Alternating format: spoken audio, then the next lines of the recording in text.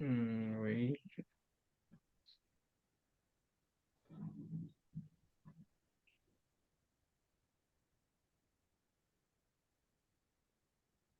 Kayaknya yang share screen jangan gua deh. Si Yu, Ayu, Aku, halo. bentar.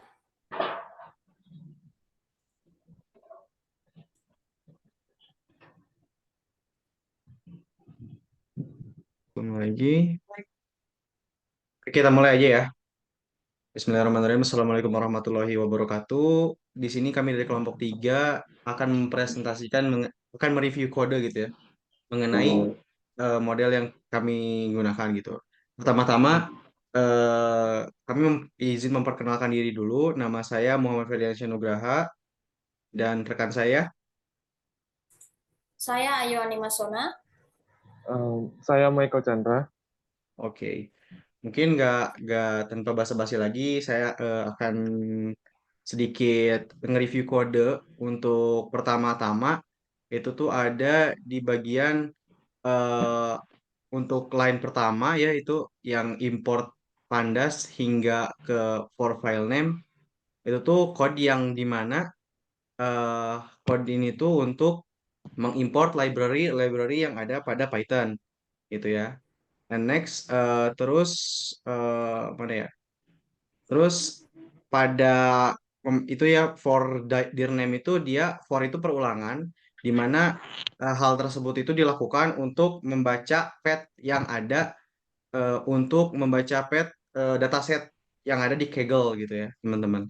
Terus next itu ada di code yang kedua di Colab, di Google Colab, dia itu untuk melakukan eksplorasi dataset, di mana untuk kode ini tuh untuk ngebaca gitu ya, untuk membaca dan menyimpan eh, sebuah file CSV.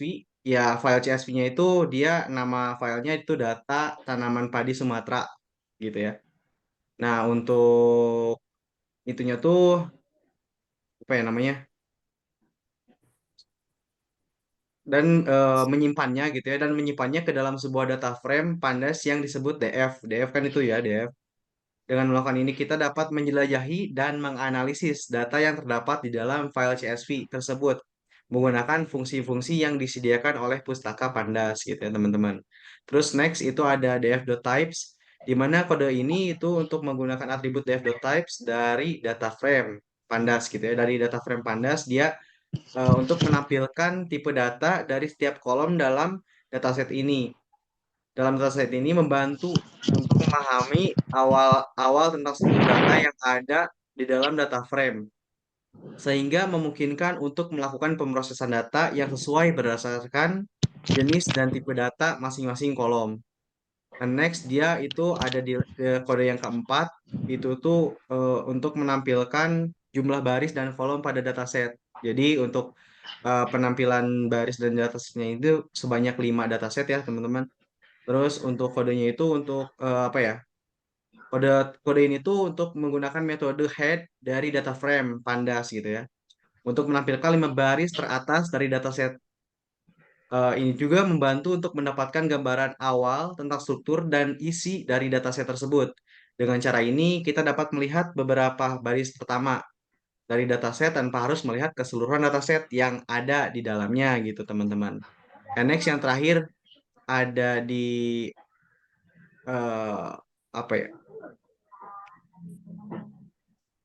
Yang terakhir, sorry yang ketukar ya tadi penjelasannya, yang harusnya tadi itu tentang df.head gitu ya. Untuk yang df.shape sekarang ya.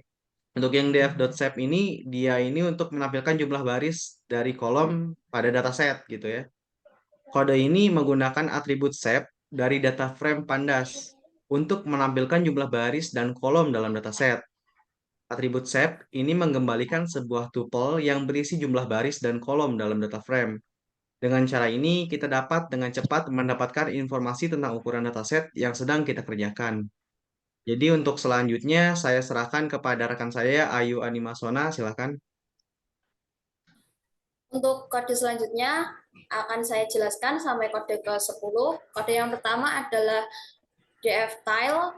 ini digunakan untuk menampilkan beberapa baris terakhir dari data frame DF dan hasil output yang dihasilkan menampilkan 5 baris terakhir dari dataset dengan kolom-kolom seperti provinsi, tahun produksi, luas panen, curah hujan, kelembapan, suhu rata-rata. Data ini membantu kita untuk melihat bagaimana data berakhir dan apakah ada pola atau tren yang terlihat pada dataset, pada akhir dataset. Kemudian untuk kode yang selanjutnya adalah DF column. DF column ini digunakan untuk menampilkan daftar nama kolom dalam data frame DF. Hasil outputnya adalah daftar nama kolom dalam format indeks pandas dengan tipe datanya objek, dan nama kolom yang tersendiri ada provinsi, tahun, produksi, luas panen, curah hujan, kelembapan, dan suhu rata-rata. Kemudian untuk kode yang selanjutnya ada DF duplikat. DF duplikat.sum ini digunakan untuk menghitung jumlah baris yang merupakan duplikat dalam data frame DF. Untuk output yang dihasilkan adalah 0, yang berarti tidak ada baris yang merupakan duplikat dalam dataset tersebut. Kemudian kode yang selanjutnya adalah df isnull.sum. Ini digunakan untuk menghitung jumlah nilai nol atau nilai kosong dalam setiap kolom data frame-nya. Dalam output yang dihasilkannya tidak ada nilai nol dalam setiap kolom. Karena jumlahnya 0, maka hal ini menunjukkan bahwa dataset tersebut lengkap tanpa nilai yang hilang. Kemudian kode yang selanjutnya adalah dfmin. Dfmin ini digunakan untuk menampilkan nilai minimum dalam kolom data frame. Dalam output yang dihasilkan, setiap nilai minimum ditunjukkan untuk kolom-kolomnya tersendiri, seperti provinsi dengan nilai minimumnya yaitu Aceh, tahun dengan nilai minimumnya 1993, produksi, luas panen, curah hujan, kelembapan, suhu rata-rata dengan nilai minimumnya masing-masing. Kemudian untuk kode selanjutnya bisa saya serahkan kepada Misael Chandra. Terima kasih. Oke, makasih Mbak. Eh, Selanjutnya itu ada cek df.max yang berfungsi, kodenya itu berfungsi untuk mengecek nilai maksimum. Seperti pada dataset itu ada provinsi dengan nilai maksimum itu Sumatera Utara, kemudian tahun 2020, produksi 48.109, dan ke bawahnya. Itu menandakan bahwa nilai itu lengkap. Kemudian di kode selanjutnya itu ada DF, yaitu berfungsi untuk menampilkan dataset seperti yang ada di video itu provinsi, tahun, produksi, luas panen, curah hujan, kelembapan, suhu rata-rata.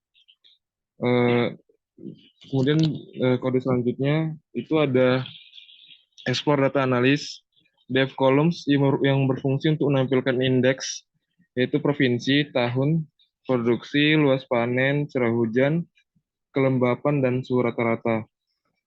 Dan di kode selanjutnya itu ada plt.filter, flag size 15,6, sense point plot, X sama dengan tahun, Y produksi, W provinsi, data set.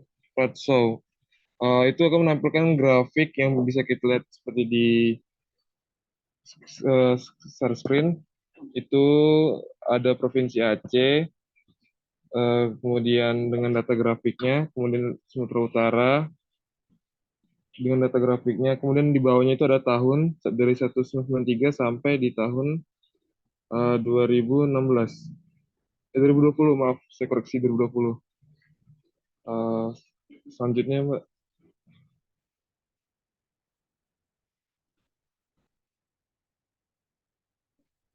Oh, udah ya. Sekian itu saja dari saya. Saya kembalikan kepada Bang Ferdi. Terima kasih. Oke, terima kasih Michael dan Ayu. Eh, Mungkin ya sekian ya review kode dan dataset yang udah digunakan. Terima kasih atas perhatiannya. Mohon maaf apabila ada salah kata. Sekian dari kami. Wassalamualaikum warahmatullahi wabarakatuh.